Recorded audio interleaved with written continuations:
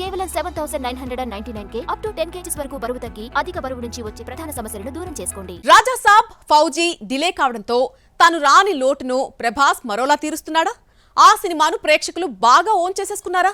Darling మూవీని చూడందే youth కు నిద్ర పట్టడం లేదా? 1 year నుండి రిపీటెడ్ గా వీక్షిస్తూనే ఉన్నారా? అదే శ్రీ విష్ణు కూడా చెప్పాడా? ఓ సినిమా ఓటీటీలోకి వచ్చాక ఎన్ని రోజులు సందడి చేస్తుంది?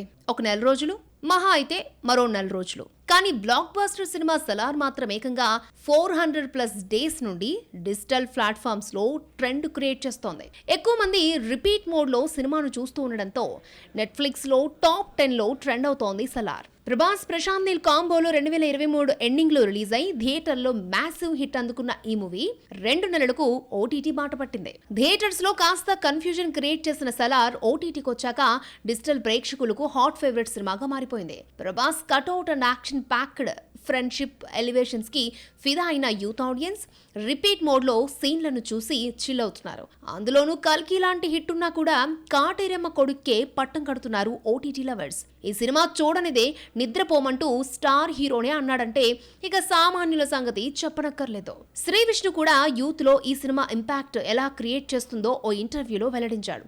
సలార్ అనేది ఓ ఎమోషనల్ అయిపోయిందని, చాలా మంది సింగిల్స్ చూడనిదే నిద్రపోరంటూ ఒక జనరల్ స్టేట్మెంట్ పాస్ చేశాడు.